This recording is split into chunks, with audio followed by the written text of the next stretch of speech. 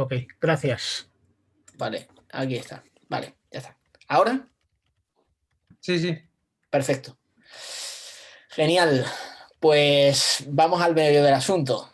Yo este tiempo lo he titulado Escudriñar las Escrituras. O sea, de esto es de lo que vamos a hablar. Y entre vosotros, imagino que habrá gente que sea más lectora, menos lectora. Pero claro, cuando hablamos de leer la Biblia no hablamos de leer cualquier libro. Estamos hablando de obedecer un mandamiento, ¿no? Jesús es el mismo que lo dice. Él nos manda escudriñar las Escrituras. Y esta palabrota que he puesto aquí, que está en la Reina Valera de las 60, algunos yo creo que no saben a lo mejor lo que significa exactamente. ¿Qué entendemos por escudriñar las Escrituras? Examinar. ¿Mm? Examinar. Examinar. Correcto. Escudriñar es examinar, estudiar algo en detalle. Esa es la idea. No es meramente una lectura superficial, sino examinar algo y estudiarlo con detalle. Ya que veo muchas parejas aquí también, cuando una pareja se escribe, bueno, ya cada vez menos cartas, ¿no? Ya por WhatsApp o por lo que sea. Pero normalmente uno mira el mensaje con detenimiento, ¿o no? ¿Cómo lo lee? ¿Cómo se lee una carta de amor que te escribe a la persona que tú quieres? ¿La lees una vez o la lees varias veces? ¿Tú qué haces normalmente? Es sin parar. La lees unas pocas de veces. Es más, te para. ¿Por qué ha puesto esto? ¿Qué quiere decir con ¿Qué ha querido decir con esto? Exacto. Bueno, ya es hasta contar los 20 segundos que ha tardado en responder al mensaje, ¿no? O ver si está en visto o si te ha respondido, te lo deja en visto. Pues evidentemente así es como se nos invita a leer las escrituras, ¿no? Es a leer el mensaje que Dios nos ha escrito. La pregunta primera, y aquí tomo de nuestro hermano Teo, que nos daba charlas sobre estos temas apologéticos hace años. La pregunta, ¿se revela Dios hacia mí? ¿No? ¿Cómo me entero si es verdad? ¿Cómo me guía? De entrada, esta es la primera pregunta que habría que plantear. ¿Estamos leyendo un libro cualquiera o en un sentido, incluso, si no reconocemos de primera la inspiración de la escritura, pero sí podríamos decir que merece la pena estudiarlo? Yo siempre he tenido profesores que reconocían la importancia de leer la Biblia por conocer la propia cultura, pero para nosotros es algo más. La pregunta es, ¿se está Dios revelando? Porque claro, por el Quijote yo no voy a dar la vida, ¿no? Como William Tyndale, que lo quemaron en la hoguera por haber traducido la Biblia al inglés de su época, ¿no? O igualmente lo que le ocurrió anteriormente a Wycliffe, bueno, aunque Wycliffe consiguió salvar la vida, o a Jan Hus en la región de Bohemia. Entonces, es algo más que meramente leer un libro. Estamos hablando de entender que Dios se ha revelado. Ahora, ¿cómo sabemos que Dios se ha revelado? ¿No? Si él mismo nos anima a investigar y saber si lo que estamos escuchando, Jesús mismo invita a saber si viene o no viene de Dios, ¿no? Él quiere satisfacer nuestra hambre de verdad. Bueno, pues la Biblia de entrada tiene una gran diferencia respecto a otras supuestas revelaciones. Cuando hablamos, por ejemplo, de la fe hinduista, la fe del hindú no es una fe histórica. Él se conforma perfectamente con mitos. O sea, tú puedes creer que un mono es un dios. Ahora, si el mono te molesta mucho, ya lo puedes espantar, ¿no? Y a diferencia también de otras religiones, el cristianismo pretende ser una fe histórica, ¿no? Bueno, aquí pongo algunos mitos antiguos, ¿no? Egipcios, babilónicos y demás, de cosas que hoy en día nadie sostiene o cree. Pero incluso en religiones actuales como el Islam o el mormonismo, que pretende ser una revelación de Dios, aquí ya no hablamos como en el caso del hinduismo, que además que en el hinduismo además es sincretista. Aquí se pretende, el caso de las revelaciones del libro del Mormón o del Corán, ser una revelación histórica de Dios y que lo que cuenta es historia. Incluso el Corán pretende relatar los hechos bíblicos siglos después, posteriormente, ¿no? Y que nos fiemos más de esa versión que la que ha llegado a nosotros a día de hoy. Los teólogos musulmanes suelen intentar atacar la preservación de la Biblia porque no creen que se haya preservado, y de igual manera el mormonismo. Claro, cuando uno lee el libro del Mormón y ve que tiene anacronismos cosas que no existían en la época americana precolombina y que sin embargo tiene errores que son propios de la época de Joseph Smith, pues tú dices, pues esto no tiene pinta de ser revelación de Dios, tiene pinta de ser la supuesta revelación de Joseph Smith, igualmente con el tema del Corán con Mahoma. Pero la pregunta es, ¿la Biblia es diferente o estamos en otra categoría? Bueno, pues podemos ver que la Biblia, a diferencia de otros libros, se ha preservado de una manera increíble, y lo que hemos ido indagando a nivel arqueológico, a nivel histórico, sin entrar ahora en muchos detalles, pero a grandes rasgos se nos confirma el marco bíblico, ¿no?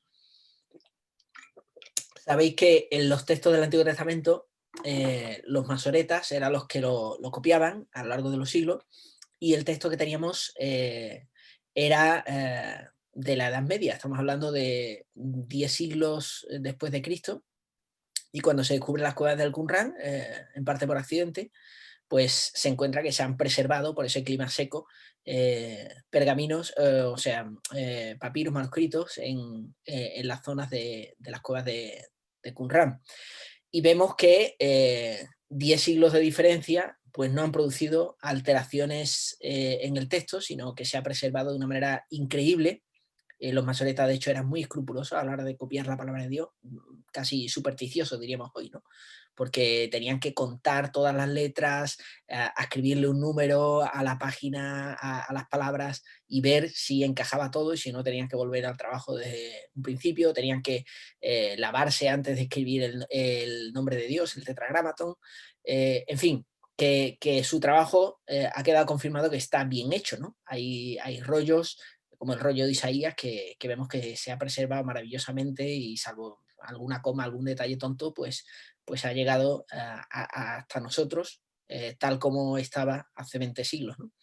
Y bueno, sobre esto se puede investigar un poquito más, pero ahí están los esenios, de los que se ha hablado mucho también, que tenían estas copias de las escrituras. ¿Podemos decir que la Biblia es fiable? A ver, no podemos demostrar al 100% las cosas de manera científica, como se puede demostrar que el sol sale por las mañanas, pero sí podemos decir que es razonable confiar en ella. Y aquí tenemos un ejemplo del rollo del profeta Isaías, encontrado en Qumran, en el siglo II a.C.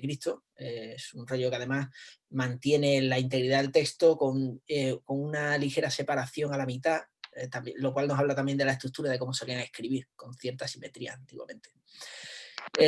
La Biblia es un libro, como digo, que ha sido perseguido, pero nunca extinguido. Es el libro más difundido, más perseguido y también más amado y odiado a partes iguales. Hay una cosa que decía uno, dice, si la Biblia es, como algunos pretenden, una herramienta de sumisión o de manipulación, ¿por qué siempre es perseguida en los regímenes totalitarios, ¿no? Sabes que la Biblia a día de hoy, no hay que irse muy lejos, a día de hoy está prohibida, o su uso está restringido de alguna manera en más de 150 países. O sea, ahí es nada. Creo que tenemos que valorar el privilegio que tenemos nosotros de poder abrir tranquilamente una Biblia, de poder comprarla, de poder darla. Y lo que muchos ignoran es que la Biblia está perseguida a lo largo de la historia, incluso dentro de la llamada cristiandad. O sea, la traducción que nosotros usamos en español, la Reina Valera, estaba en el índice de libros prohibidos de la Iglesia de Roma hasta los años 60. O sea que, y como digo, a algunos cristianos les costó la vida el traducirla o el difundirla.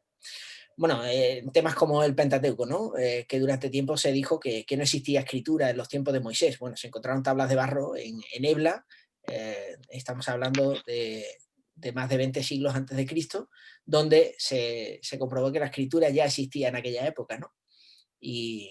Y este es un pequeño ejemplo de muchos más. Masada, el castillo de Herodes, cerca de la Masmuerta, también cerca de Qumran, donde los últimos rebeldes hebreos aguantaron en la lucha contra los romanos, ¿no? Hasta el final. Todos estos entornos corroboran el marco histórico de la escritura, de los relatos que se nos dan. Jesús invita siempre a pensar por uno mismo. Cuando él habla con Nicodemo, le dice, ¿eres tú maestro de Israel y no sabes esto?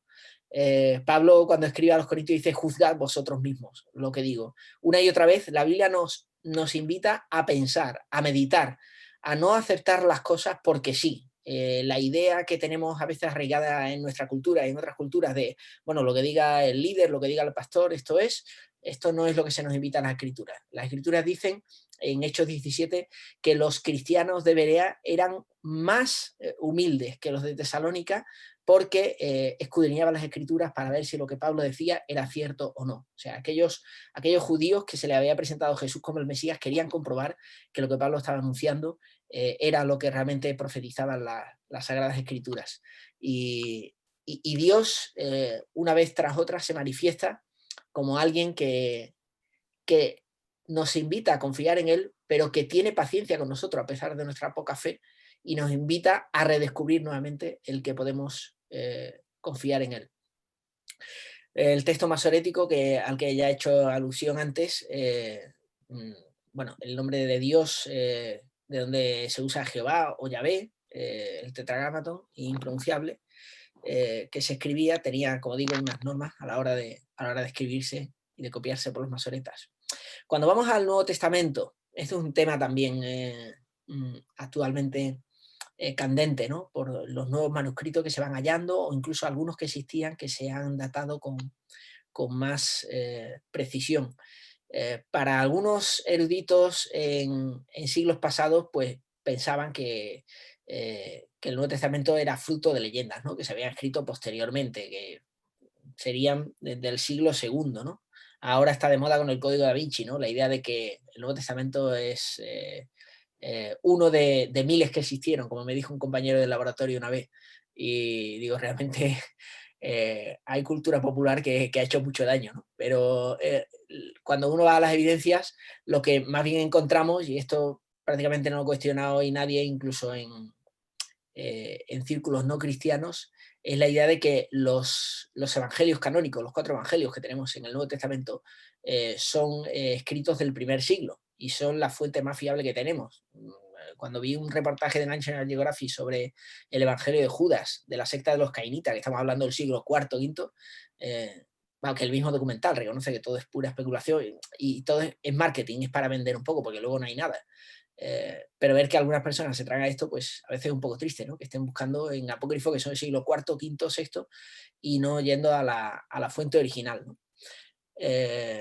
Hay incluso algunos que van más lejos, como el papiro este de O'Callaghan del Mar Muerto, que hablaría incluso de una copia de los años 50 del Evangelio de Marco en este caso. Hay otros de Mateo también del siglo I, o el papiro John Rylands famoso de Juan, que también consiguió que Juan no se pueda datar posteriormente al siglo I. Actualmente muchos incluso lo datan en fechas incluso más tempranas, ¿no? Todo esto muestra que hay una credibilidad histórica, y más si se contrasta con lo que conocemos de otros documentos de la antigüedad. O sea, uno ve los escritos de César y ve que distan 1000 años de cuando se escribieron los que tenemos, ¿no? De la Guerra de las Galias, o los que tenemos de Aristóteles, de más de 1300 años después, y que son de estudio obligatorio. Y tú dices, bueno, pues si esto es así, en los libros de historia clásica que tenemos que leer todos, cuánto más de la escritura, ¿no? Con cuánto más motivo no tendremos para confiar en la evidencia que tenemos del Nuevo Testamento, ¿no? Y como digo, incluso en los últimos años ha habido algunos hallazgos interesantes que han ido corroborando aspectos del relato bíblico, incluso algunos que en un principio eran problemáticos, ¿no? Como cuando se descubrió que el gobernador Lisanias, que menciona a Lucas, pues resulta que había 2, ¿no? Y algunos decían que se había equivocado cronológicamente, o que los nombres incluso son precisos a la hora de designar los gobernantes. ¿Qué es la Biblia entonces? Bueno, al margen de este aspecto un tanto apologético que he hecho ahora, creo que como cristianos tenemos que acercarnos a ella como la palabra de Dios que es. Pero decir que la Biblia es la palabra de Dios no es decir todo, ni es decir toda la verdad. La Biblia es la palabra de Dios en palabras humanas. O sea, cuando Pablo dice, escribiendo a Timoteo, que toda la escritura es inspirada por Dios, sabéis que lo que está diciendo es lo mismo que si dijese que es soplada por Dios. Ahora, si yo soplo un oboe, no va a sonar igual que una trompeta, ni va a sonar igual que una flauta, ni va a sonar igual que una tuba. Cada instrumento tiene su sonido particular y la palabra de Dios es la palabra de Dios en palabras humanas. Podemos establecer incluso un paralelismo entre la palabra escrita y la palabra encarnada, que es Jesús. Jesús es divino y humano al mismo tiempo, 100%. No es ni más divino ni más humano, ni la mitad, no, es las dos cosas a la vez. Y la Biblia en ese sentido tiene estas dos cosas, como la dualidad anda corpúsculo de la luz, ¿no? Podemos enfocarla desde un punto de vista humano, podemos enfocarla desde un punto de vista divino. Ahora, nosotros estamos aquí precisamente para recordar un poco algo práctico para nuestras vidas. Nosotros no estamos aquí como en un seminario teológico para escudriñar todos los aspectos humanos o de crítica textual, sino estamos para mi vida personal, que es lo que me interesa a mí a la hora de acercarme a la escritura diariamente. Bueno, pues como bien dice este pasaje que estoy citando, toda la escritura es inspirada por Dios y útil para enseñar, para reprender, para corregir y para instruir en la justicia. Este bloque de 4 ideas es lo que nos tenemos que quedar, porque esta es la intención que Dios nos está dando. La palabra de Dios es inspirada con un fin, con una finalidad, una utilidad, que es que sirva para enseñarnos, para reprendernos, para redarguir, dice la Reina Valera. Redarguir es convencer de pecado. Esto es lo que significa. La Biblia nos convence de pecado. Yo me creo que soy el tío más bueno del mundo, pero leo la vida de Jesús y me doy cuenta lo mezquino que yo soy y lo mucho que he visto de llegar a ser como él. Pues para eso está la palabra de Dios. Es un espejo que nos recuerda cada día también lo sucio que estamos y lo que necesitamos acudir a limpiarnos otra vez a la fuente que es Jesús. Para corregirnos, la palabra de Dios no solamente nos muestra dónde está el mal, sino que nos da la alternativa, nos corrige y nos instruye en la justicia. Es decir, nos guía también para que no caigamos en adelante. Yo creo que aquellos que nos hemos criado en un hogar cristiano, damos gracias a Dios porque vemos que la Biblia nos ha guiado en la vida en muchas cosas y nos ha guardado de muchas cosas. Yo de lo que más me alegro es de las veces que le he hecho caso y las únicas decisiones que lamento es cuando no le he hecho caso. Así que este es el propósito de la palabra de Dios. Enseñar, reprender, corregir y instruir en justicia, a fin de que el siervo de Dios esté enteramente capacitado para toda buena obra. Este pasaje también nos está dando una base, un principio muy claro de lo que es la máxima protestante de sola escritura. Cuando los cristianos evangélicos decimos que creemos en la sola escritura, no es que estemos despreciando el que Dios nos pueda hablar o enseñar a través de circunstancias, a través de otros medios, o que no podamos aprender de otras personas o de la iglesia. Lo que estamos queriendo decir es que la palabra de Dios es suficiente para todo lo que necesitamos. Es decir, la palabra de Dios es suficiente, la escritura es suficiente para que el hombre de Dios, el siervo de Dios o la sierva de Dios sea perfecto. Y perfecto quiere decir enteramente capacitado, enteramente preparado para toda buena obra. Esto es lo que necesitamos y esto es lo que la escritura nos da. Un comentario aquí también. Respecto a esto, sabéis que la escritura una y otra vez nos llama a buscar solamente la escritura. He citado este pasaje, pero bueno, podría citar también de Isaías, cuando Dios dice a la ley y al testimonio. Si no os dicen conforme a esto, es que aún no les ha amanecido. O sea, Dios insta una y otra vez a la escritura. Cuando deja las instrucciones al pueblo de Israel, el famoso Shema, el Oye Israel, ¿qué es lo que dice? Oye Israel, el Señor vuestro Dios, el Señor uno es, y amarás al Señor tu Dios con todo tu corazón, con toda tu alma, con toda tu mente. Y estas palabras que yo te digo estarán en tu corazón y las repetirás a tus hijos y estarán en tu mente, en tus manos. Es decir, la palabra de Dios debe llenar toda nuestra vida. Este es el concepto. No es solamente un estudio ocasional. Recuerdo hablar con un amigo justamente mormón que en ese momento él no lo sabía, que yo era cristiano, ¿no? Era por un tema de negocio que estaba allí, y en la casa veo que tiene una Biblia, ¿no? Y le digo, anda, tiene la King James, además, la clásica esta inglesa. Me dijo, sí, es verdad, pero mira, lo que yo leo de verdad es esto. Y me sacó rápidamente el libro de Mormón y todo lo que leía tal. Claro, y yo me quedo así y digo, hombre, yo me quedo con la Biblia. Y cuando en el momento en que él supo que yo era cristiano, ya dijo, no, si yo he estudiado también, y me enseñó un diploma que tenía. Diploma de... Pero claro, tú puedes haber estudiado un diploma, pero luego no leerla en tu vida diaria. O sea, lo que me reconoció en un primer momento es que él no estaba meditando constantemente las escrituras. Y en ese sentido, como cristianos, no es que vayamos a un estudio y Santas Pascuas se acabó. Yo también, cuando yo tenía como 8 años, después de escuchar bastante la palabra en la iglesia, 8 o 9 años tendría, llegó un momento que pensé, digo, ¿para qué sigo yendo? Si yo ya lo sé todo. Ya me he enterado, Jesús, los apóstoles, el Evangelio, ya me he enterado lo principal. ¿No? Ya me creía que sabía todo lo que tenía que saber. No sabía yo lo lejos que estaba de eso, lo equivocado que estaba, ¿no? Cuando uno se cree que lo sabe todo, es que no te has enterado todavía ni de la mitad. Y realmente la palabra de Dios es tesoro inagotable. No sé si a ustedes ha pasado algo por decirlo, pero es algo a lo que tenemos que volver una y otra vez.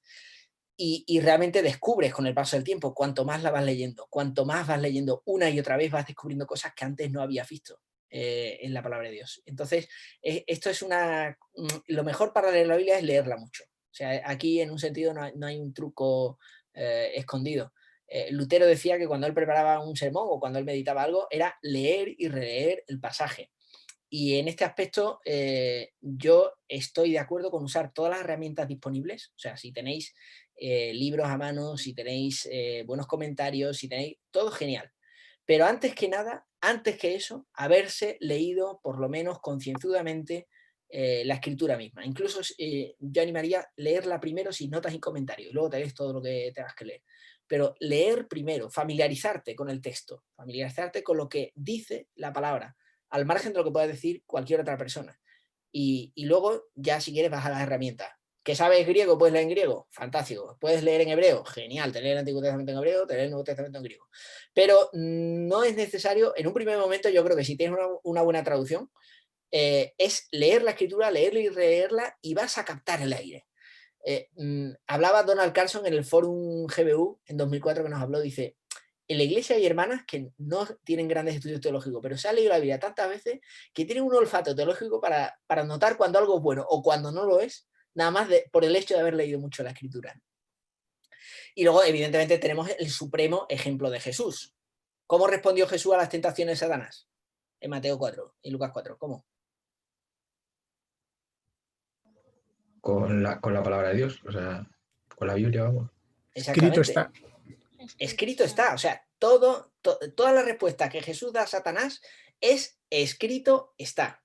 O sea, si nuestro maestro, nuestro Señor, el que es la palabra de Dios encarnada, que nos da ejemplo, cita de memoria la escritura, y recordad que en aquella época no había como tenemos hoy 20 copias en casa. Si Jesús sabía de memoria la escritura es porque iba a la sinagoga, leía la escritura y la memorizaba.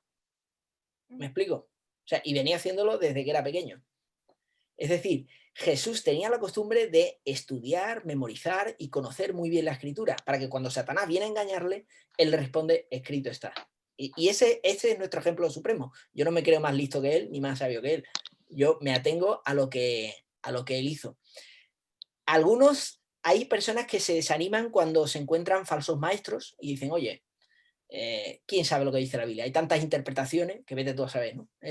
Pero claro, eso es como si yo digo, bueno, ¿quién sabe lo que dice la Constitución? Vaya usted a saber. Alguien me quiere arrestar por la calle y yo me lo creo, no me lo creo. No, pues yo intento conocer la ley mejor que el otro para que no me timen. O sea, si yo quiero que alguien no me estafe a mí, lo que hago es o saberme yo la ley o por lo menos contratar a un abogado, ¿verdad? Para saber refutar al otro, porque entiendo que en democracia la ley me protege. Y que no me pueden arrestar sin una causa de vida, habeas corpus dirá alguno, ¿no? Es decir, que realmente yo tengo una ley a que apelar, y en este sentido igualmente en la escritura, si hay falsos maestros, lo que hay que hacer no es indagar menos, sino indagar más para saber responder a estas cosas. Pero el propósito principal de qué trata la Biblia es lo que vamos a ver en el siguiente vídeo. Algunos han preguntado también, bueno, a la hora de entender mejor la escritura es bueno tener muy claro cuál es el tema central, porque algunos conocen historias sueltas aquí y allá, ¿no? Incluso están caricaturizadas, porque se pierde de vista cuál es el hilo central de la escritura, cuál es el tema conductor. Y cuando se pierde cuál es el tema conductor, la Biblia se convierte en una especie de saco donde tú sacas las historias que tú quieres, los versículos que tú quieres, pero esa no es la idea. Hay una historia que conecta toda la escritura y que le da sentido y la enmarca. Y eso te ayuda a entender mejor la escritura también, que es el plan de salvación de Dios. Entonces, entender ese hilo conductor nos va a ayudar también a enfocarnos, a entendernos y también a evitar algunas meteduras de pata cuando se intenta convertir la Biblia en algo que no es. Pongo el vídeo que dura 2 minutos y seguimos.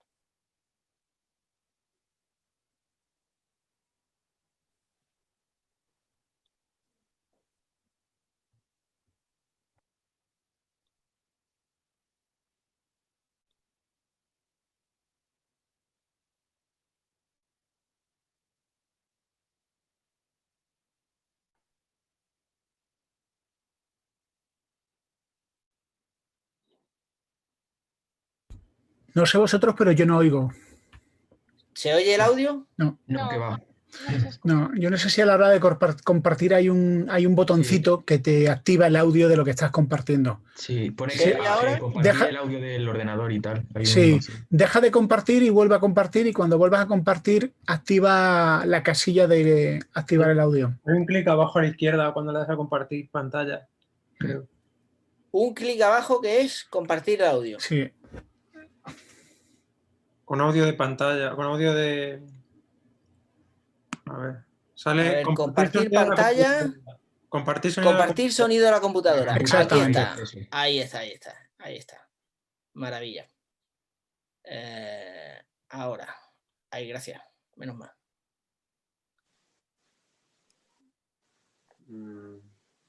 Yo sigo sin escuchar nada. Ni yo, ni yo. ¿No se oye nada? ¿Es No. muy relevante el sonido o podemos simplemente verlo sin el sonido? Es mejor con el sonido. ¿No? Vale, es que creo que me está diciendo Igual que lo no tienes puedo tú. compartir con el sonido a menos que actualice alguna versión. Me parece. ¿Y lo tiene en el móvil ese vídeo? Instale el dispositivo de audio de Zoom.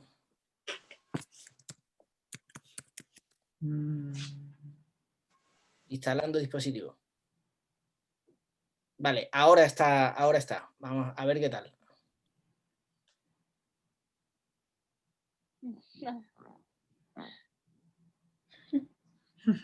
No.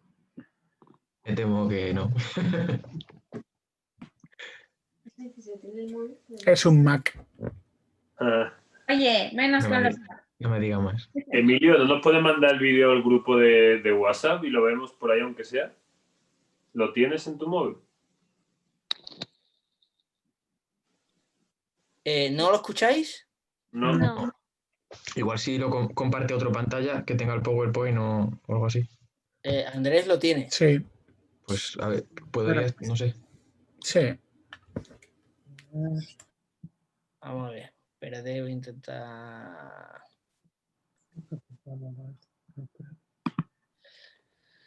Bueno, vamos a ver.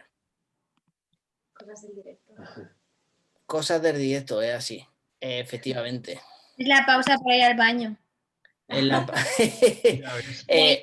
yo no estoy en el grupo. ¿A quién se lo envío? ¿A Julio? A mí me lo han mandado. A antes, quien, sí, a Julio o al que quieras. Andrés lo tenía, dice, ¿no? Ya. Pero me lo han mandado al móvil. Me lo he descargado en el móvil. O WhatsApp web y dale. Espera. Estoy en ello. 14, 12, 10 segundos.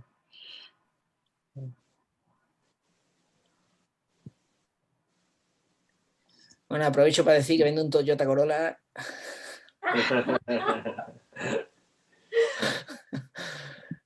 Espacio publicitario.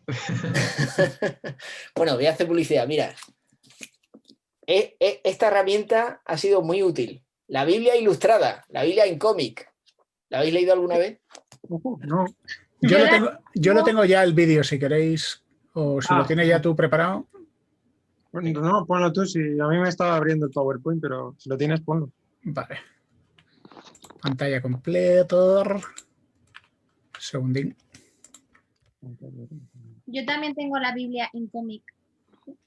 No sé si es la misma versión, pero yo tengo una. La cara de orgullo de Ana, ¿verdad? Para esto sí se acerca. Bueno, voy.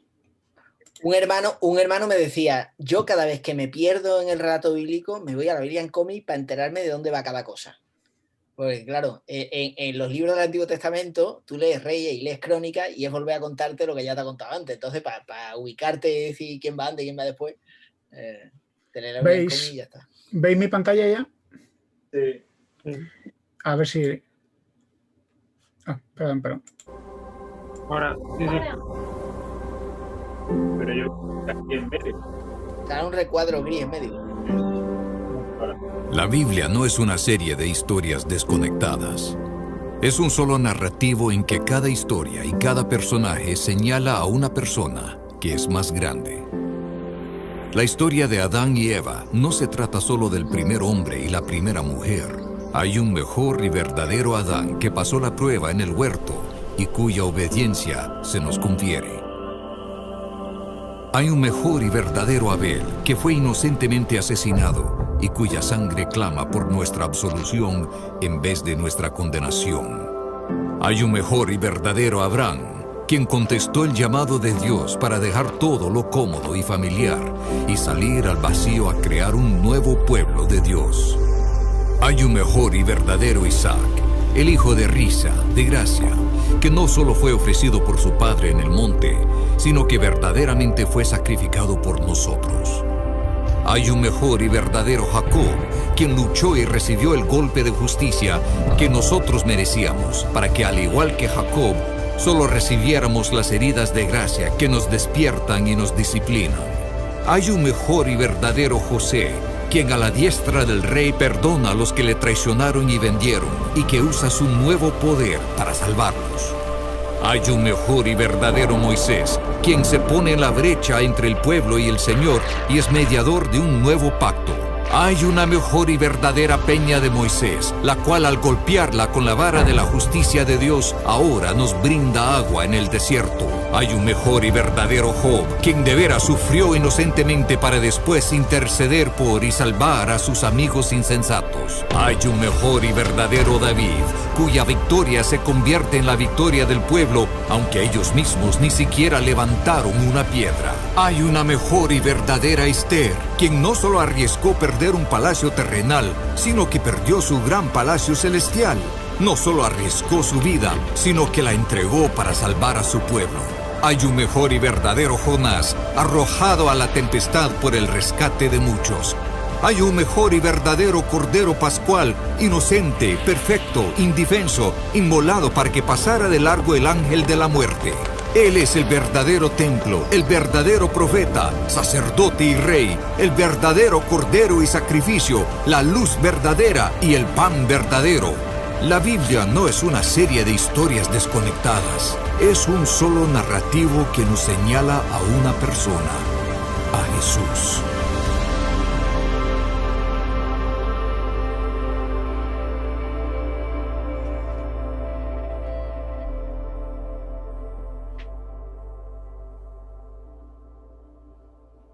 Gracias.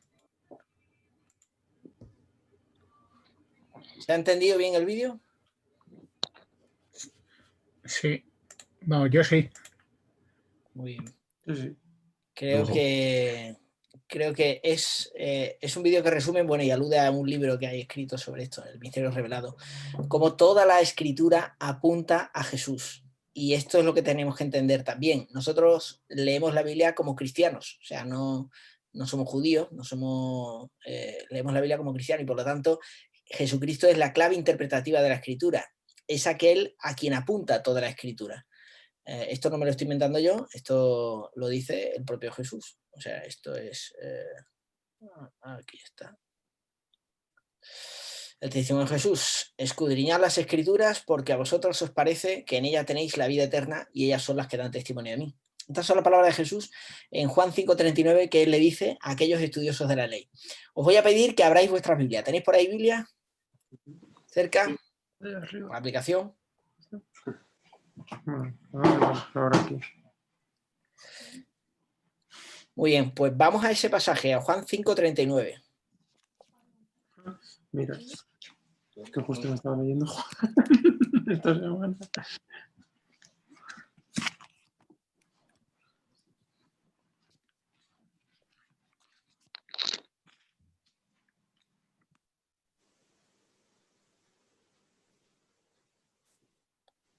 ¿Qué dice Juan 5:39? Los versículos siguientes. Jesús está invitándole a estudiar, a examinar bien las Escrituras porque apuntan a él. ¿Y qué dice a continuación? Alguien con el micro abierto que lo lea. ¿Qué versículos concretamente Los versículos siguientes. Vale. Hasta el Bueno, final. el 39, que tú decías, dice, estudiáis con diligencia las Escrituras porque pensáis hallar en ellas la vida eterna, y son ellas las que dan testimonio a mi favor. Sin embargo, no queréis venir a mí para tener esa vida. La gloria humana no la acepto, pero a vosotros os conozco, y sé que no amáis realmente a Dios. Yo he venido en nombre de mi Padre, y no me aceptáis. Pero si otro viniera por su propia cuenta, a ese sí lo aceptaríais. ¿Cómo va a ser posible que creáis vosotros si buscáis la gloria lo uno de los otros, pero no buscáis la gloria que viene del Dios único? Pero no penséis que yo voy a acusaros delante del Padre. Quien os va a acusar es Moisés, en quien tenéis puesta vuestra esperanza. Si creyerais a Moisés, me creeríais a mí, porque de mí escribió él. Pero si no creéis lo que él escribió, ¿cómo vais a creer mis palabras? Es decir, Jesús está diciéndoles que si de verdad creyesen en el Antiguo Testamento, estarían creyendo en él. El problema es que ni siquiera creían lo que se supone que deberían creer, y por eso no estaban creyendo en él. Yo conozco gente, bueno, sabréis de testimonios de hermanos que son de trasfondo judío, que es leyendo las Escrituras que ellos han conocido a Jesús y que se han dado cuenta de las mismas profecías. No hay más que leer Isaías 53 o ver algunas cosas como las que estábamos viendo en el vídeo. En el fondo te das cuenta de que todo apunta a Jesús. El Cordero Pascual apunta a Jesús. Los sacrificios que había en el Antiguo Templo apuntan a Jesús. Abel es una figura de Cristo. O sea, todo lo que se está mencionando en el Antiguo Testamento está apuntando a la persona de Jesús. Y esa es la clave interpretativa que tenemos que tener. No es un invento mío, ni es un invento de gente que escriba ahora diciendo, oye, pues nos hemos dado cuenta. No, es todo lo que no para de repetir el Nuevo Testamento y es lo que apunta el Antiguo Testamento.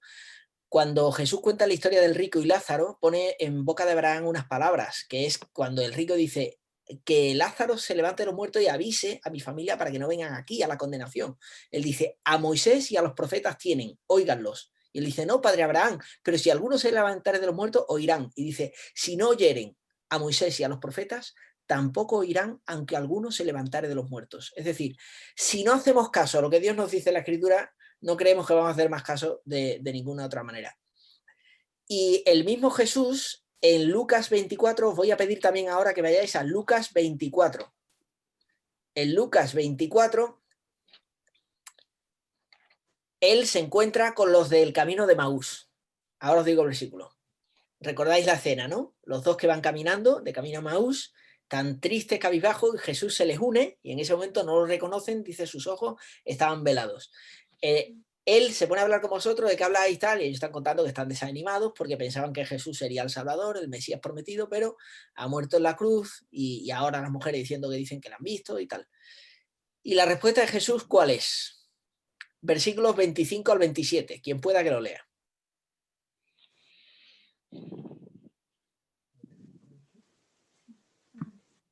Entonces él les dijo, oh insensatos y tardíos de corazón para creer todo lo que los profetas han dicho. ¿No era necesario que Cristo padeciera estas cosas y que entrara en su gloria? Y comenzando desde Moisés y siguiendo por todos los profetas, les declaraba en todas las escrituras lo que de él decían. El 27, ¿no? Estás muteado. ¿Estás muteado, Emilio? Ay, sí, perdón, gracias. Fijaos lo que dice. Primero les dice, hablando mal y pronto, qué torpe soy. O sea, es que no os habéis enterado de qué va la historia. Todo esto es lo que ya dijeron Moisés y los profetas. Es lo que está diciendo ahí. Está diciendo, no era necesario que el Cristo padeciera estas cosas y que entrara en su gloria. Todo estaba ya profetizado, ¿no? Y no tiene más uno que leer, pues eso, Isaías 53, el Salmo 22, todos los pasajes proféticos que hablan de todo esto, ¿no? Aunque justamente está escrito de tal manera que no te das cuenta hasta que contrastas las dos cosas. Y comenzando desde Moisés, siguiendo por todos los profetas, le declaraba en toda la escritura lo que de él decían. Es decir, Jesús les está explicando todo lo que el Antiguo Testamento apuntaba a él. Vamos al versículo 44 de este mismo capítulo, no cerréis todavía. ¿Qué vuelve a decir? 44 y 45. Y les dijo, estas son las palabras que les hablé estando aún con ustedes, que era necesario que se cumplieran todas estas cosas que están escritas de mí en la ley de Moisés, en los profetas y en los salmos. Entonces les abrió el entendimiento para que comprendieran las escrituras. ¿Hasta cuál era? Sí, está bien, sí, hasta ahí. Es decir, Jesús una vez más les está mostrando ahora a todos los discípulos que todo estaba profetizado ya en el Antiguo Testamento. El Antiguo Testamento para el cristiano no tiene el mismo sentido que tiene o tenía para un judío, ¿no? Nosotros no tenemos que guardar ahora ciertas festividades o ciertas dietas, pero sí mantiene hasta la última coma su valor profético, en el sentido de que está apuntando a Jesús. Y fijaos, la división que Jesús hace es Moisés, los profetas y los salmos, también llamados los escritos. Los hebreos es como llaman al Antiguo Testamento, el Tanaj, la Torá, Nebín y Ketubín, es decir, la ley de Moisés, los profetas y los escritos. Es la agrupación en la que ellos tienen las tres secciones del Antiguo Testamento. Así que Jesús está diciendo que todo el Antiguo Testamento está apuntando a él, como veíamos en el vídeo que hemos visto.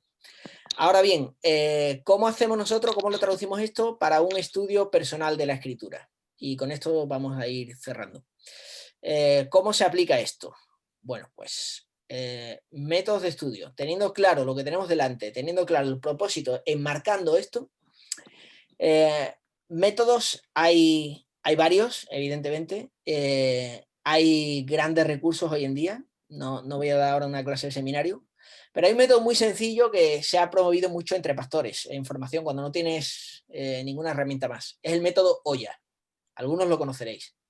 El método OYA viene de las iniciales observación, interpretación, aplicación. Tan sencillo como eso. O sea, es bastante accesible. La idea es que lo primero que tiene que hacer un buen lector de la Biblia, cuando tú lees el pasaje, es observar. Si tú te pones a interpretar la Biblia como te da la gana, eso quedará muy bien en algunos círculos, pero no es algo lícito. O sea, yo no puedo coger y sacarme que porque en el Antiguo Testamento hay un pasaje donde rodearon 7 veces la ciudad, tocando trompetas para conquistar Jericó, pues nosotros ahora vamos a ponernos a rodear Madrid y a tocar trompetas. Pues no, pues eso no se aplica en este momento. O como algunos han hecho, de decir, bueno, pues en Apocalipsis aparece un personaje con 10 coronas, pues estos son las 10 coronas de Cristo, la corona de la honra, la corona de la victoria, la corona de... Y algunos dicen, ¿cuánto sabe de la Biblia? Y dicen, no, ¿cuánto inventa de la Biblia? Hay cosas que no están ahí y la tendencia muchas veces nuestra es a sobreinterpretar. Un hermano que estudió en un seminario contaba cómo el pastor les mandó un ejercicio muy sencillo. Les dio 2, 3 versículos de algo, de un pasaje, y tenían que predicar sobre eso. Bueno, algunos sacaron de los versículos lo que no había en los versículos. O sea, hasta el infinito y más allá. Ahí la imaginación al poder y a decir cosas que no están en el pasaje. Tenemos que reconocer que a la hora de interpretar la Escritura no podemos inventarnos lo que a nosotros nos parezca y nos queramos sacar de la manga. Lo primero es observar qué dice el pasaje. Y eso nos va a ayudar mucho a la hora de la interpretación. Cuanta más observación hagamos, más trabajo nos ahorramos en el paso siguiente de la interpretación. ¿Qué es la observación? La observación es decir cosas que el pasaje dice. Esto a algunos se nos hace un poquito... Yo la primera vez que me enfrenté a esto se me hacía muy, muy tedioso. ¿Por qué? Porque siento que estoy copiando lo que ya está. Dice, oye, ¿esto qué es? Pues sí, es eso. Es decir lo que ya está. No, antes de inventar nada. ¿Qué dice específicamente el pasaje? Y observar palabras clave. Por ejemplo, si hay una palabra que se repite varias veces, ¿qué palabra se repite más en este pasaje? Hay una lista de cosas, hay pasajes que son una lista de cosas, bien sea una lista de virtudes, de pecados o de eventos. Pues si hay una lista, eso nos está intentando decir algo, ya nos dice que es un pasaje. Estamos ante un pasaje que es narrativo, poético, estamos ante una epístola, estamos ante una enseñanza de boca de Jesús, estamos ante una historia que se nos está contando. Es decir, el marco, el observar qué es lo que está diciendo el texto, qué tipo de texto es, ya nos va a situar mucho. Hay también preposiciones de unión, hay nexos, hay contraposiciones, hay consecuencias de algo, porque hizo esto, porque esto. Es decir, todas esas observaciones nos van a ayudar a extraer información del pasaje. Uno de los tiempos que yo recuerdo con más cariño en Sevilla fue unos estudios bíblicos, no fueron muchos días, pero a lo largo de, ¿cuánto fue? 7, 8 semanas, unos estudiantes americanos que quedábamos en el piso de un matrimonio joven. Y venían además con el estudio preparado, porque tocaba leer a lo mejor Primera de Juan, capítulo 1, y todos habíamos leído ya el texto, con lo cual lo leíamos juntos allí, pero después íbamos a saco como metralletas a las preguntas de observación, del tipo, pues eso, hay una lista de cosas aquí, qué palabra se repite más, cuál es el tema. Intentamos condensar el tema con 4 palabras máximo del mismo texto. O sea, tenías que buscar en algún momento en el texto 4 palabras, una frase en 4 palabras, que pueda resumir cuál es el tema principal del texto. No inventarte en el mismo pasaje. O sea, por ejemplo, estás leyendo Primera Juan y dice, no améis al mundo. Bueno, pues eso, ahí. El tema principal aquí es no améis al mundo, ¿no? Por ejemplo, entendiendo esto. Pues intentar observar qué dice el texto antes de sacar ninguna conclusión, apoyándote en lo que has observado, apoyándote en las notas que has tomado, de ahí ya puedes sacar la interpretación. O sea, una vez que te das cuenta si estás ante un pasaje narrativo, oye, pues, ¿qué nos enseña la historia de José y sus hermanos? Bueno, pues en observación he visto que en todo lo que hacía en casa, en el pozo, en casa de Potifar, en la cárcel, se repite, Dios estaba con José. Ahí no estoy interpretando, estoy observando, Dios estaba con José. Ahora interpreto, ¿cuál es la enseñanza de esta historia? No importa las circunstancias, en los mejores momentos, los peores momentos, Dios estaba con José y estaba llevando a cabo su propósito. Como él mismo dice también, podemos citar nuevamente observación. Dios me trajo aquí para salvar la vida a mucho pueblo. Es decir, esta es la interpretación, la providencia divina. Dios está guiando la historia para salvar a su pueblo. Y esto tiene una aplicación también como cristianos. José es figura de Cristo, que fue traicionado, que fue vendido, bueno, por más piezas de plata que José, pero finalmente hay una interpretación que aplicamos al mensaje cristiano y para nuestra vida. ¿Cuál es la aplicación? Bueno, aquí hay que distinguir una cosa. Interpretación solo hay una, aplicación hay muchas. Interpretación correcta, digo, claro. No, la interpretación no va a valer que yo diga, aunque hay niveles también de la profundidad en la que queramos entrar, pero no hay una interpretación que diga, no, es que José es malo y se merecía lo que le pasaba. No, ese no es el mensaje del pasaje bíblico. El mensaje del pasaje bíblico es que los hermanos lo trataron mal, pero él confió en Dios. Entonces, hay una interpretación que es la correcta. Ahora, y hay que evitar interpretaciones de tipo esotérico, o sea, esta gente de numerología o cosas por el estilo de la Biblia, no. Dios se ha revelado de manera clara, o sea, Dios habla en palabra humana para entendernos, no para buscar mensajes en clave. Hay una interpretación clara, pero luego la aplicación es variada. A lo mejor tú estás pasando por una circunstancia, viviendo una injusticia, y el pasaje te habla especialmente, dice, me siento identificado con José. O a lo mejor la aplicación para ti es que justamente te das cuenta de lo mal que te has portado tú con otros. O te das cuenta, descubres para tu vida pues el valor de la humildad, el valor de cómo reaccionó José confiando en Dios y cómo Dios tiene planes buenos al final y eso te da aliento. Es decir, hay una aplicación para tu vida que puede ser, según la circunstancia en la que te encuentres, de gratitud, de perseverancia o de diversas cosas. Entonces este es el método Oya. Luego hay otra cosa que nosotros hicimos un tiempo también de estudios bíblicos en la iglesia.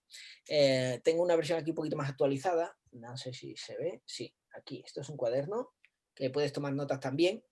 Que invita a hacer algo. Anotar cada día. Tú anotas la fecha, el pasaje. Anotas una oración al principio. Y luego divides en 4 cuadros en la hoja. Y puedes encontrar un motivo de adoración, de alabanza, gratitud a Dios por cómo Él es, por sus atributos, por sus acciones, un motivo de confesión, confesar, reconocer nuestros pecados, un motivo de agradecimiento, de dar gracias a Jesús por su salvación pasada, presente y futura, y un motivo de súplica para que el Espíritu Santo nos transforme de manera específica. Y luego puedes anotar en conclusión cómo me ha impactado hoy Dios mediante su palabra. Nosotros lo hacíamos en los estudios bíblicos respondiendo a 3 preguntas. ¿He encontrado una promesa en el pasaje de hoy? La Biblia está llena de promesas. Nos lo dice Pedro también en su segunda carta. Nos ha dado preciosas y grandísimas promesas para que por ellas vivamos. Hay una edición de la Biblia que se llama La Biblia de las Promesas. ¿La conocéis? Que está ya subrayado, sombreado, todos los versículos. Yo creo que es una cosa de gran aliento para la vida cristiana descubrir todas las promesas que hay en la palabra de Dios. Hoy en día hasta te venden versiculitos en tarjetitas que son todo promesas. Para mí es un aliento tremendo. Yo cuando me puse a leer la Biblia de promesas o cuando me he puesto a subrayar promesas o descubrí en un pasaje montones de promesas, o sea, eso te pone las pilas. Eso es un Red Bull espiritual, pero mejor, sin efecto secundario. Y luego he descubierto un principio. En la palabra descubrimos cosas, o sea, descubro un principio.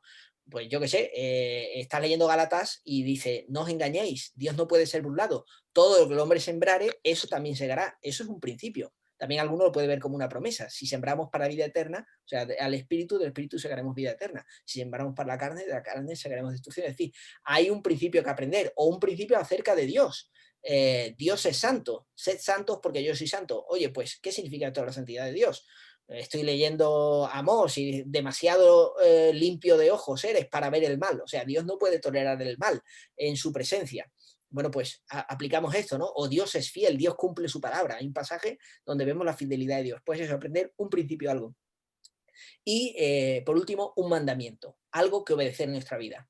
Si estamos leyendo los 10 mandamientos, está claro, no robarás, no matarás, no. Si estamos leyendo el Sermón del Monte, encontraremos también muchos mandamientos para nosotros. En las epístolas, si veis las cartas de Pablo, esto cuando lees la Biblia mucho y cuando la lees de seguido te das cuenta. Pablo estructura sus cartas. Tú lees las epístolas de Pablo y empieza siempre con un saludo, con una oración, gratitud por los hermanos, luego pasa a una parte doctrinal, que suele ocupar casi la mitad de la epístola o más, y luego hay una última parte, en los últimos capítulos, que es instrucciones, aplicaciones de toda esta enseñanza. O sea, si tú lees Efesios, empieza hablando del plan eterno de Dios para nosotros, de cómo Él nos ha salvado de pura gracia, cómo ha unido y quitado las enemistades entre los diversos cristianos, sea del trasfondo que sea, cómo nos invita a llenarnos del amor de Cristo, que excede todo conocimiento. Y luego saca ya las aplicaciones de la vida, de cómo somos uno en Él. Y entonces la aplicación de la vida cristiana, entonces, hermano, andad en novedad de vida, ya no andéis mintiendo, no andéis emborrachando, no andéis como erais antes, sino andad como hijos de luz. Entonces ya ves, someteos los unos a los otros, maridas más vuestras esposas, es decir, va poniendo una aplicación de todo lo que se ha dicho antes. Entonces, ¿te das cuenta de esto? Pues hay muchos mandamientos ahí. Si lees, por ejemplo, las cartas de Juan es otro estilo. Ahí se mezcla la santidad con el amor, con la verdad constantemente. Está hablando santidad, amor, verdad, santidad, amor, verdad. Un versículo detrás de otro y cambiando las cosas una y otra. Por eso es muy bueno leer la Escritura, primero, en una lectura rápida. O sea, si no lo habéis hecho nunca, o sea, el leerte de un tirón Isaías está muy bien. ¿Por qué? Porque vas a captar, aunque no te vas a enterar de todo, pero vas a captar la idea de por qué está escrito. Si te lees de un tirón los profetas menores, no empecéis con Isaías, que son 66 capítulos, pero si empezáis con los profetas menores, con libros breves del Nuevo Testamento, los leéis de un tirón y te das cuenta de cosas que no te das cuenta si estás nada más que leyendo 3 versículos al día. Entonces, te lees algo de un tirón y captas cuál es el aroma, cuál es la idea general de un libro. Pero luego te sumerges en una lectura pormenorizada. Y luego vas viendo y vas desgranando, como decíamos al principio, la carta de amor. ¿Por qué esto lo ha puesto así? ¿Por qué el Señor ha puesto esto así? Pues está todo con un propósito, ¿no? Para enseñarnos. Y vas desgranando cada pasaje, cada palabra, cada frase. Y otra cosa que hacíamos también en el estudio bíblico con estos hermanos americanos, que era muy buena, y yo creo que la que más disfrutaba y creo que se me ha quedado hasta el día de hoy, son las cross-reference, las referencias cruzadas. O sea, yo es que cuanto más leo la Biblia, más me doy cuenta de las alusiones que hay de una parte a otra. Para alguien, por ejemplo, que se lee el Apocalipsis por primera vez, dice, yo he hablado con gente que no son cristianos y dicen, bueno, ¿este qué se ha fumado? ¿De qué habla? ¿De qué visiones? Tal. Claro, no entienden, o algunos cristianos que sacan interpretaciones súper raras del Apocalipsis, que circulan por ahí hoy en día, y no captan el mensaje principal. Cuando tú empiezas a leer al profeta Daniel, a Ezequiel, lees cosas del Antiguo Testamento, a Zacarías, te das cuenta que Apocalipsis toma un montón de figuras de ahí. Y cuando ves tú el contexto de todo lo que está enseñando acerca de Dios, de los planes para su pueblo, pues es que cobra mucho más sentido. Cuando lo lees a la luz del resto del Nuevo Testamento y todo lo que te enseña de la persona de Cristo, ves mucha más enseñanza de la que puedes ver con una lectura superficial primera. Entonces, leer, leer y leer, y así vamos captando más del sentido. Luego, en cuanto a recursos, como digo, hay montones de comentarios hoy en día, comentarios online. Mira, yo he tenido mis épocas de leer la Biblia en diversas versiones. O sea, hay gente que se le hace muy difícil leer la Reina Valera del 60, lo entiendo, porque el vocabulario, acaban de sacar una revisión ahora 2020, para algunos no es actual. Entonces, pues, si te lees una paráfrasis que es más fácil de leer, pues genial. Te lees la nueva versión internacional, que es una traducción dinámica, un poco un camino intermedio, o te lees para mí me gusta mucho también, la Biblia de las Américas, que es literal y al mismo tiempo fácil de leer, algo difícil de conseguir. Claro, depende de lo que quieras también. Yo para una lectura, por ejemplo, los pasajes narrativos del Antiguo Testamento, es que una paráfrasis se hace muchísimo más agradable. O sea, es que los términos están mucho más simplificados, el lenguaje se hace mucho más ameno. Pero si quiero examinar con detenimiento, que te digo yo, pues una carta, una epístola del Nuevo Testamento, y le quiero prestar atención a cada palabra que dice, pues en ese caso yo aconsejaría una traducción lo más literal posible. O sea, yo creo que es bueno alternar lectura fácil con lectura formalmente más estricta, porque te va a ayudar a entender también algunas palabras porque están ahí. Y luego puedes usar, pues, comentarios, Biblias interlineales. Nosotros, cuando hacíamos estudio bíblico en mi casa, estábamos rodeados de la biblioteca. Esta es falsa, la que tengo aquí, pero la que tengo de verdad en Sevilla, y algunos que tengo aquí, es que estábamos leyendo la palabra y decíamos, oye, esto no lo entiendo, ¿tú lo entiendes? Vamos a leerlo en otra traducción. Nos vamos para la Biblia en otra traducción. Venga, la textual, venga, la Biblia en lenguaje sencillo, venga, esta en inglés, o esta no sé cuánto. Y contrastas un poco y te enteras mejor. O lees una nota, un comentario, o te lees la interlineal. Vamos a ver qué dice palabra por palabra.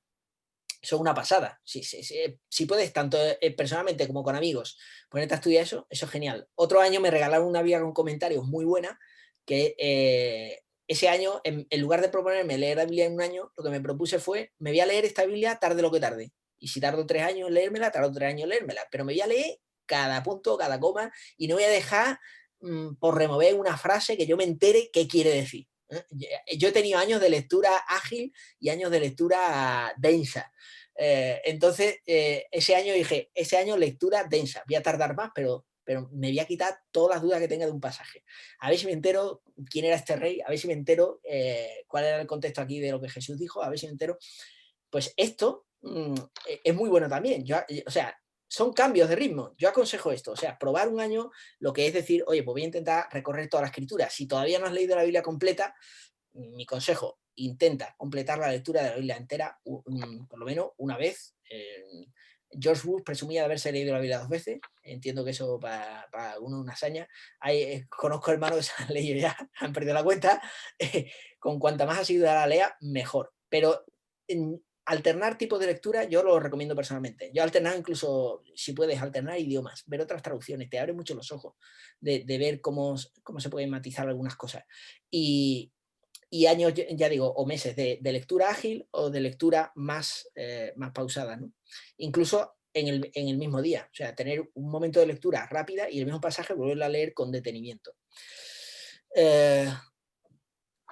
Y lo que decía antes no era broma, ¿no? Aunque lo decía un poco con gracia, lo de la Biblia ilustrada, algunos dirán, esto es para niños, y han sacado hasta versiones ahora más atractivas para el público actual, manga y demás.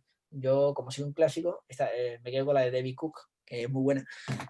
Pero si a ustedes ayuda, verlo, versión cómic, la traducción de lenguaje actual, lenguaje sencillo, es muy buena también para esto, y se hace muy fácil la lectura, pues lo recomiendo. ¿Tenéis algún recurso que queráis recomendar vosotros? ¿Queréis ustedes recomendar algún recurso?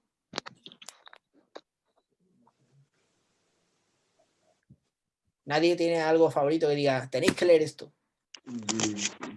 Bueno, a mí me regaló Inés una cronológica. Ah, la lectura cronológica. Que te ayuda, bueno, a enlazar en tu cabeza un poco cómo es el orden de los acontecimientos, de las personas y todo eso. Esa está muy bien también, sí. En mi caso esa función, como decía antes y lo decía un hermano también, lo hizo la Biblia ilustrada. Yo me la leí de pequeño y para mí fue un acicate para leerme después la Biblia de adulto, y me ayudó a ubicar cosas, porque claro, ya no me confundía tanto porque claro, si leéis, sabéis que los profetas, pues algunos que van en nuestra Biblia posteriormente son anteriores a otros, ¿no? Entonces, ubicarlos a cada uno temporalmente donde van es de bastante utilidad. La cronológica es una buena opción. Ahora con la YouVersion, yo estoy leyendo ahora bastante en el móvil, hay planes que son de lectura cronológica. Creo que fue el que hice el año pasado, ahora que lo caigo, el año pasado o el anterior. Y hay otro tipo de planes, los hay que podéis leer solamente el Nuevo Testamento, los hay que o para un tema, lecturas de 4 días, está muy bien. O sea, YouVersion ha sido una bendición y yo animo a la gente, aunque animo al mismo tiempo, o sea, yo no soy enemigo de nada, creo que hay gente que a lo mejor es enemigo de algún tipo de Biblia. Yo francamente prefiero cualquier Biblia a no leer ninguna. Ahora, una vez que ya tenemos que afinar, pues te digo, oye, pues mira, si puedes, usa de cuando en cuando Biblia en papel. ¿Por qué? Porque te va a ayudar también a acostumbrarte a tomar notas, porque no se apaga, porque se acaba la batería. Un hermano hizo una presentación muy curiosa en Los Jóvenes de Andalucía. Dice, además tiene contraseña, te la voy a enseñar. Y dice, le dice uno, toca el libro. Y le da, ¡quieto! Dice, ¿veis? Tiene contraseña. Es decir, no se bloquea y tiene algunas ventajas. Yo que he hecho muchas veces, he ido con mi Nuevo Testamento a los Gedeones. Yo tengo pantalones vaqueros rotos que tienen la forma esta cuadrada en el bolsillo de atrás. Cada día me he vuelto más cómodo y me cuesta más llevarlo, pero si sois jóvenes os lo recomiendo.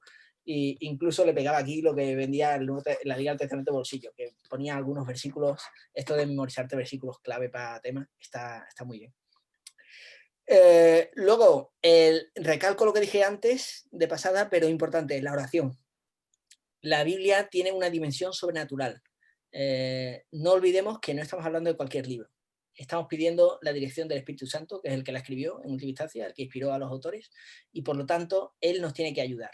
Nunca despreciemos el valor de la oración. Es un diálogo entre el cristiano y Dios. Por lo tanto, por mucho que sepamos intelectualmente, hay personas que pueden estar leyendo la Biblia intelectualmente, puede haber un teólogo perfectamente que no capta el mensaje espiritual para su vida. Y de hecho, me lo decían hermanos también, estudiando en un seminario, dice que nadie piense que el seminario te va a dar lo que no te dé tu vida devocional. O sea, en el seminario es que se enfoca desde otro punto de vista, es casi un acercamiento científico, es más ver el contexto, ver otras cosas.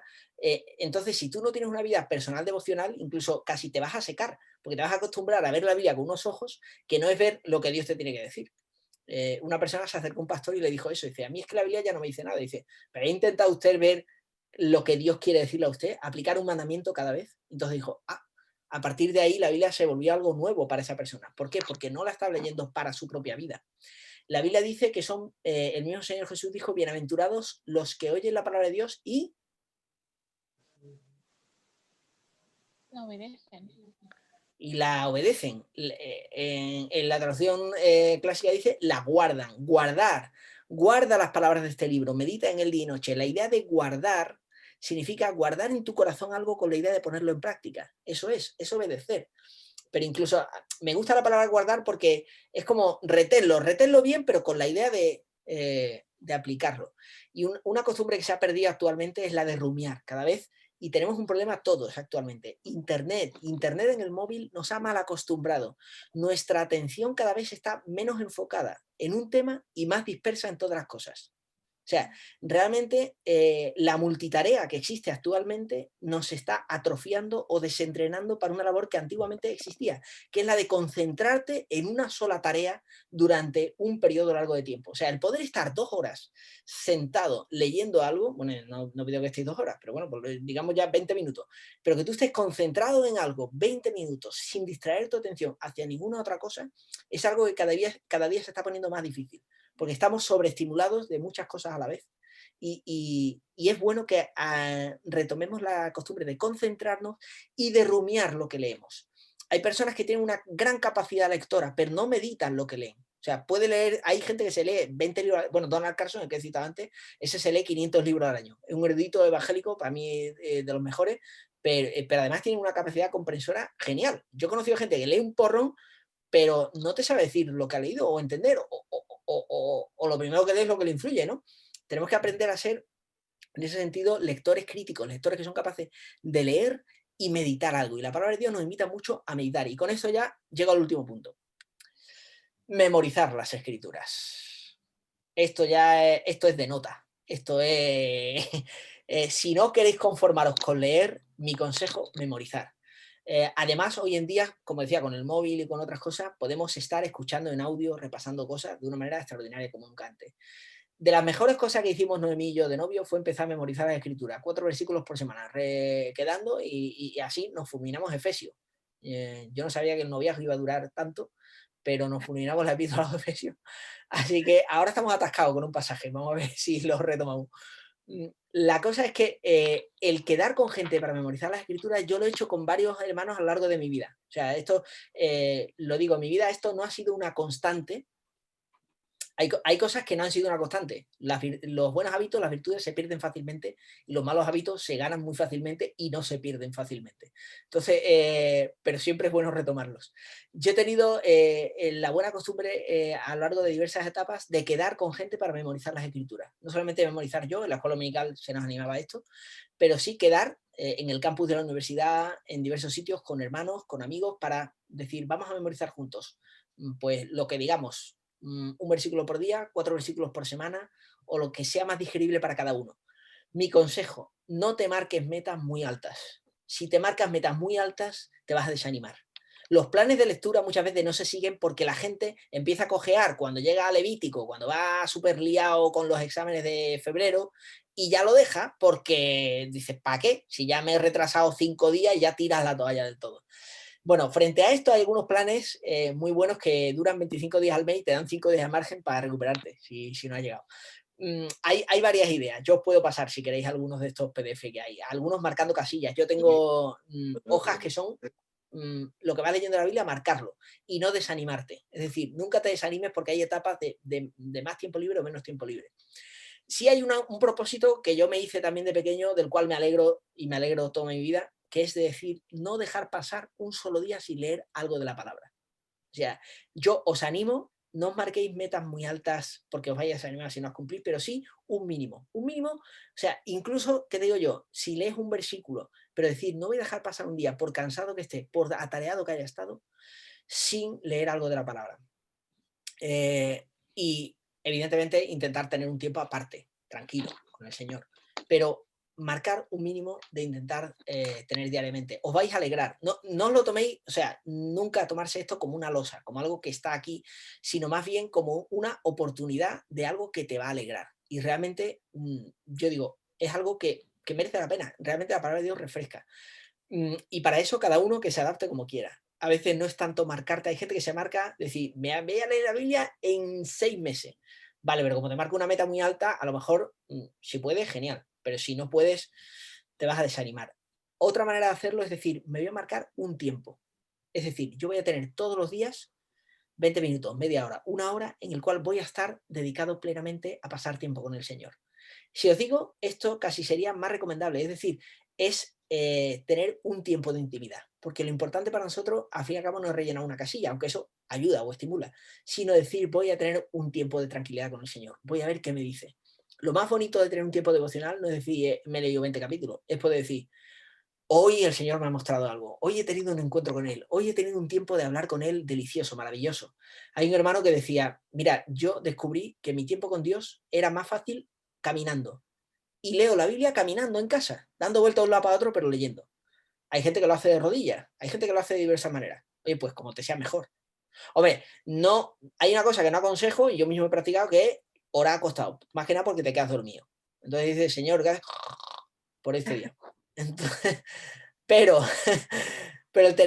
el que a ti te va mejor estar de pie, en movimiento, estar sentado, como sea. Yo ahora mismo con los padres tengo que tener cuidado en algunas cosas. Entonces, como mejor te sea para ti. Esto es adaptable, pero sí, tener cada uno, dale tu toque personal. ¿Cómo te encuentras tú que es mejor tu tiempo? Hay gente que es cantando, hay gente que se pone los cascos y lo escucha de audio y mientras va corriendo va escuchando la palabra. Pues, es decir, encuentra tu toque personal, tu clave, pero que te ayude, ¿no? Y con memorizar las escrituras lo mismo. Un tiempo yo también me animó un hermano a hacer tarjetas. Pones el texto bíblico por un lado, por detrás pone la referencia al pasaje. Porque de tal manera amó Dios al mundo que ha dado a su Hijo unigénito para que todo el que cree en Él no se pierda, sino que tenga vida eterna. por detrás, Juan 3:16. Y así te lo vas intentando memorizar y saber decir, con solamente ver la referencia, el texto. Y con ver el texto, saber decir la referencia. Y vas colocando en una cajita y los que vas memorizando los vas pasando para atrás. Eso es una manera, ¿vale? Pero cada maestrillo tiene su librillo. Los métodos, como me dijo un hermano, úsalos todos y ninguno. Ningún método es la Biblia. Ningún método es el único que puedes hacer. Perdón. En la Biblia se nos recuerda, en mi corazón he guardado tus dichos para no pecar contra ti, ¿no? En el Salmo 119. No se trata tanto de logro intelectual como de encontrar nuestro deleite. La Biblia dice, bienaventurado aquel que ha encontrado en la palabra de Dios su deleite, que en la ley de Dios medita día y noche. Y la pregunta que tenemos que hacernos es, ¿he aprendido a deleitarme? Claro, el deleite a veces no viene a la primera. Al principio todo requiere un poco de disciplina. Esto ocurre con las cosas buenas y con las cosas malas. A lo mejor el que empieza a tocar un instrumento al principio se le hace un mundo. Casi toda la gente que ha aprendido a tocar un instrumento porque los padres le han obligado de pequeño. Bueno, algunos quizás no, pero muchos. Y al principio no le gustaba, pero al final acaba siendo tu método de desahogo. Al principio, el que le gusta pintar, al principio no sabía pintar ni tres garabatos, pero luego le acaba gustando y le relaja pintar, ¿no? Y así como tantas cosas que aprendemos. Y luego están, yo qué sé, el que es fan de un equipo de fútbol, ¿ves? Se lo mete al niño ahí hasta que el niño se aficiona y ya le salen los colores. Y se llevan a los niños por ahí a los partidos. Pues así también, al principio hace falta un poco de disciplina, pero la meta es que no sea una disciplina dura, sino que sea un deleite, que algo te guste. Mi profesor de biología del instituto también decía, a nadie le gusta el primer cigarro que se fuma, esto ya es algo negativo, porque tu cuerpo lo rechaza, o sea, lo he hecho fuera para atrás, no lo quiero, ¿no? Ni el primer whisky que se toma, pero tú lo metes ahí, aguanta, y al final dices, dame más. Bueno, eso es algo malo. En este caso es algo bueno. Esto es las verduras sanas. Esto es, vamos a acostumbrarnos y a que nos guste comer bien, a que nos guste la palabra del Señor. Entonces, encontrar nuestro deleite. Bueno, testimonios. Bueno, mi testimonio personal, como digo, hay éxitos y fracasos en lo que es el tiempo devocional y la vida con el Señor, pero creo que hay motivos para alegrarnos de las buenas decisiones. Y testimonios como Dallas Willard dice, la memorización de la Biblia es absolutamente fundamental para la formación espiritual. Si tuviera que elegir entre todas las disciplinas de la vida espiritual, elegiría la memorización de la Biblia, porque es una forma fundamental de llenar nuestras mentes con lo que necesitas. Este libro de la ley no saldrá de tu boca, ahí es donde lo necesitas. ¿Cómo llega a tu boca? Memorización, así es. Y por último, Charles Swindoll decía, no conozco ninguna otra práctica en la vida cristiana más gratificante, prácticamente hablando, que la memorización de las Escrituras. Ningún otro ejercicio individual paga mayores dividendos espirituales. Tu vida de oración se verá fortalecida, tu testimonio será más agudo y mucho más efectivo, tus actitudes y perspectivas comenzarán a cambiar, tu mente se volverá alerta y observadora, tu confianza y seguridad será mejorada, tu fe se solidificará. ¿Recordáis lo que cité antes de Jesús? ¿Recordáis lo que dijimos antes? ¿Cómo respondió Jesús a Satanás? Escrito está. Escrito está. Eso es porque lo tenía memorizado. Si tú te llenas todo el día de la palabra de Dios, pues cuando Satanás venga a desanimarte y a decirte tú no vales un duro, tú vas a recordar soy un hijo de Dios por la fe en Cristo Jesús. Cuando Satanás intenta decirte que todo te va a ser mal, tú dices a los que aman a Dios todas las cosas ayudan a bien. Esto es a los que conforme a su propósito son llamados. Porque ahí está la promesa del Señor. Cuando Satanás te intente tentar con algo y diga, póstrate ante este ídolo, tú dices, por tanto, amados míos, huid de la idolatría. Y ahí te vas a acordar de algo, porque lo vas a tener fresco aquí, en la cabeza, te va a saltar de repente. Claro, si nos llenamos de otras cosas, pues nos van a salir, si nos llenamos de basura, nos sale basura. Así que muchas gracias por vuestra atención y ahora si tenéis preguntas, participaciones, aplicaciones, pues encantado de escucharos. Podéis decir también, no estoy de acuerdo con nada de lo que has dicho, Emilio. No, si queréis.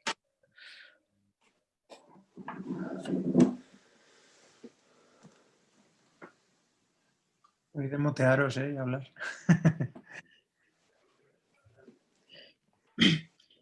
Una pregunta, Emilio. Sí.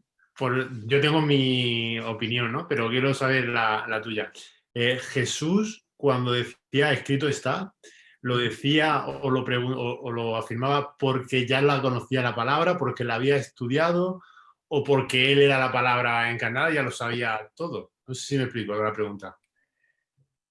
Claro, podemos decir, Jesús recurrió a su poder sobrenatural para poder citar la escritura con Satanás. Pues yo creo que tenemos motivos para pensar que no. Claro, aquí no puede ser dogmático porque no tenemos un versículo que diga, no, Jesús aquí, pero Jesús se enfrenta a la tentación como hombre, como ser humano. En ese sentido es el segundo Adán. Él se está enfrentando a la tentación de Satanás para ser ejemplo para todos nosotros. Dice Hebreos que tenemos un sacerdote que fue tentado en todo según nuestra semejanza, pero sin pecado. Si era necesario que se hiciese semejante a nosotros, si él apela a su deidad para no pecar, pues como que no hay tampoco ¿dónde está el ejemplo? O sea, porque yo evidentemente no puedo imitarle en su deidad. Él está, aunque es inseparable, aquí entramos otra vez en el misterio de la encarnación, pero la idea es que él nos está dando un ejemplo como ser humano, para que nosotros le imitemos. Entonces, yo no voy a imitar a Jesús sabiéndome sobrenaturalmente de memoria la escritura, lo voy a imitar sabiéndomela, estudiándola. O sea, en cualquier caso, para mí, la aplicación es que la tengo que memorizar. Pero es que hay pistas en el Nuevo Testamento, además, que nos muestran que Jesús memorizaba las escrituras, porque lo vemos ya desde pequeño, cuando con 12 años se está hablando con los maestros de la ley, dice, no es necesario, me es necesario estar en los negocios de mi padre. O sea, Jesús estaba en el templo, se dedicaba a hablar de la palabra de Dios ya.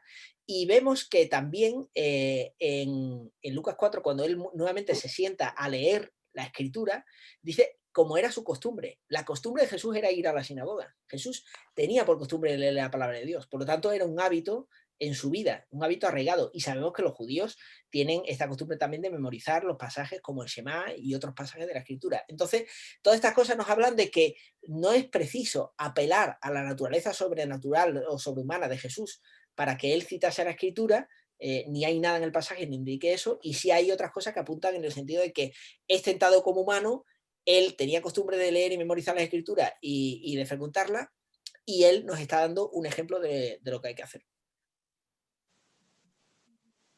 Muchas gracias. Entonces no tenemos excusa, ¿no? Yo creo que no. Vaya.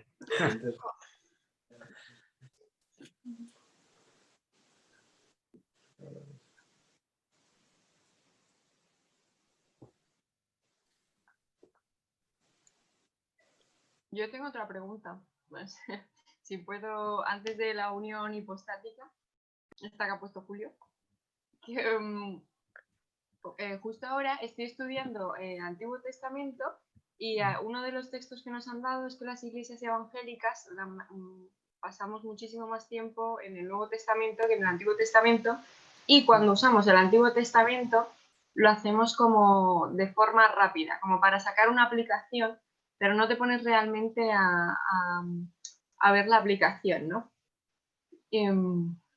Entonces, en tu opinión,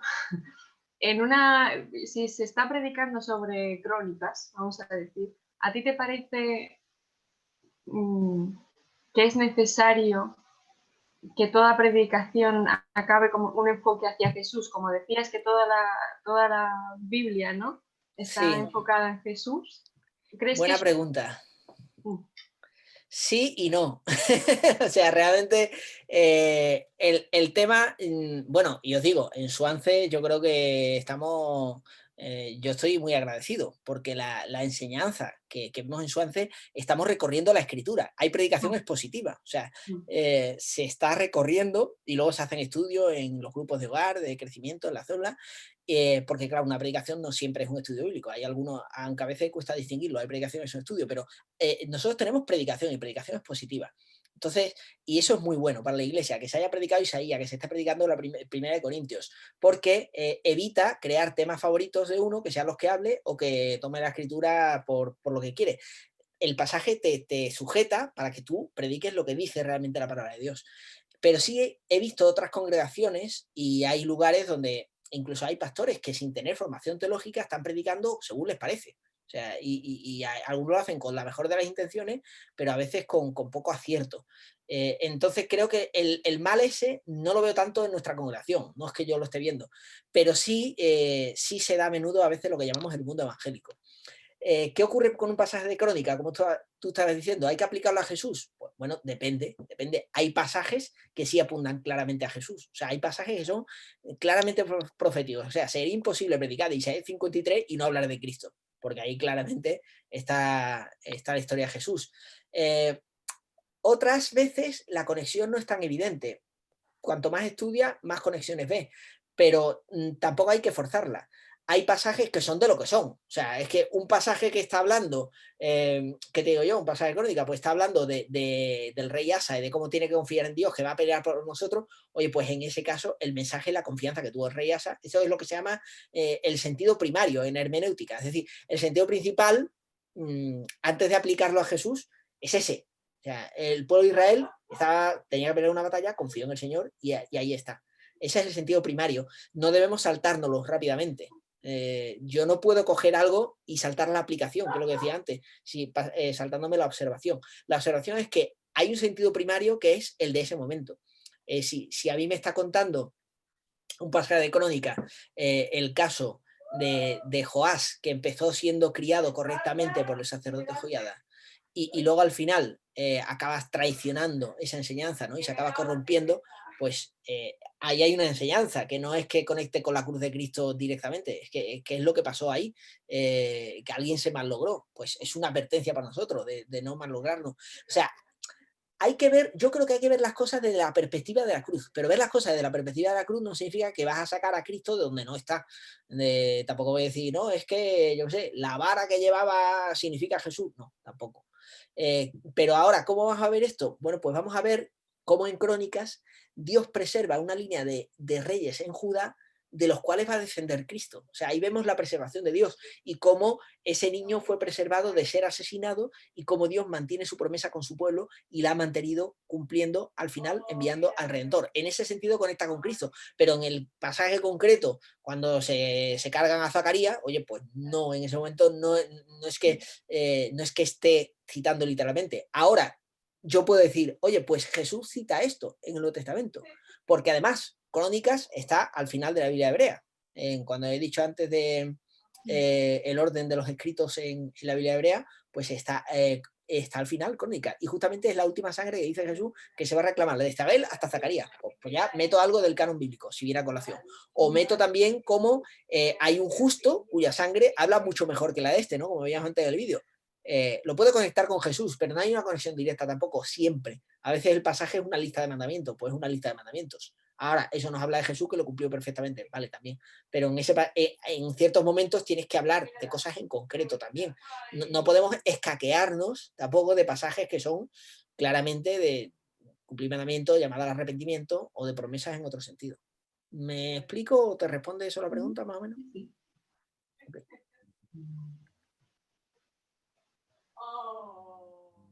No sé ustedes, pero yo me derrito viendo a Benjamín comiendo. Así que... Yo tengo una pregunta.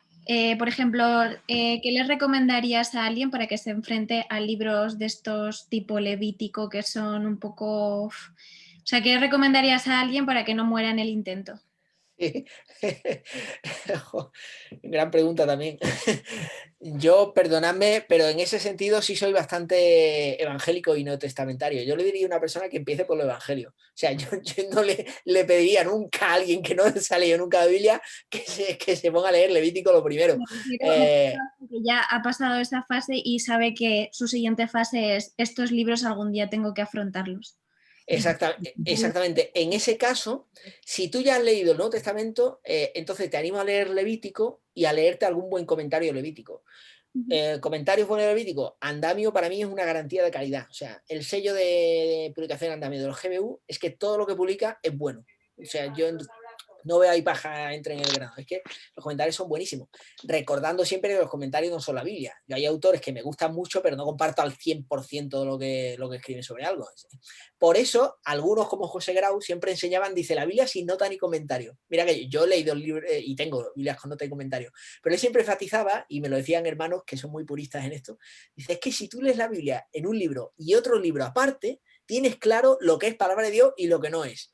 Pero la gente tiende a asociar leer algo en una misma página con pensar que todo tiene la misma validez. Y es verdad, algunos se creen que la Biblia con nota, yo tengo una Biblia con nota que me regalaron por 18 años, muy buena, que te aclara lo primero diciendo, recuerda que los comentarios no son la propia Biblia. Y está muy bien hecho, ¿eh? La Biblia me encanta. Pero dice que los comentarios de las notas no son la Biblia. Entonces tú lees la Biblia y lees aparte un comentario. O si te compras con notas sabiendo que no son la palabra de Dios, te lees las notas. Y eso te va a ayudar a entender Levítico. ¿Qué te vas a encontrar? Pues en un buen comentario te vas a encontrar las alusiones, te va a especificar cuáles son las diversas fiestas que existen en Levítico, cuáles son los diversos tipos de sacrificios que existen en Levítico, algo a lo que una persona sola, leyendo varias veces Levítico, puede llegar a la conclusión, pero se le va a hacer más arduo. ¿Por qué? Porque la primera vez le va a costar entender que lo que habla en el capítulo 26 lo que menciona en el capítulo 13 y está dando más detalles de cómo es uno de los sacrificios. ¿Me explico? Entonces, si un buen comentario, o incluso a veces hay, venden ya la librería charts, ¿cómo se diría esto? Cartas, ¿no? Cuadros hechos que son de una página, que se desdoblan. Y te ponen un cuadro, cuáles son todas las festividades que aparecen, cuáles son todos los sacrificios que aparecen. Bueno, esa es la línea del plan de Dios. Un libro que no debe faltar en toda librería dispensacionalista que se precie. Que, por cierto, en la serie Doctor en Alaska lo tenía el locutor de la radio, eso, las paredes sí te fijas arriba, sí, sí. Yo me quedaba flipado. En algunas películas americanas digo, ostras, esto es alusión a la cultura evangélica del tirón.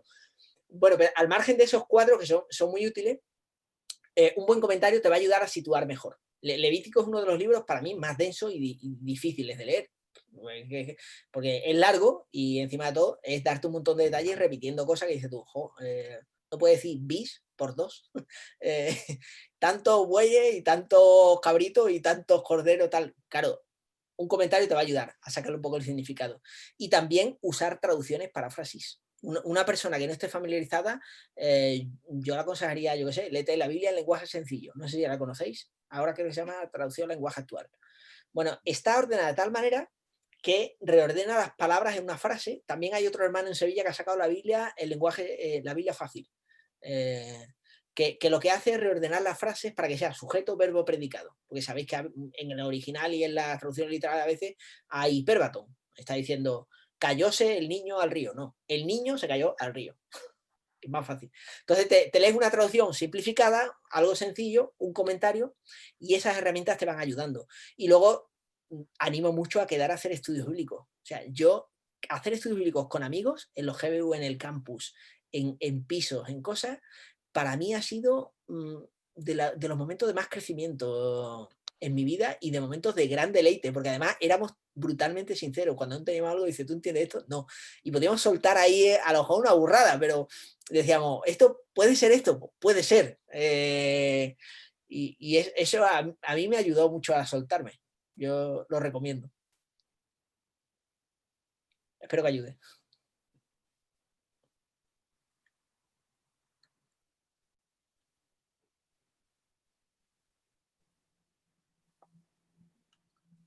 ¿Alguien más antes de terminar?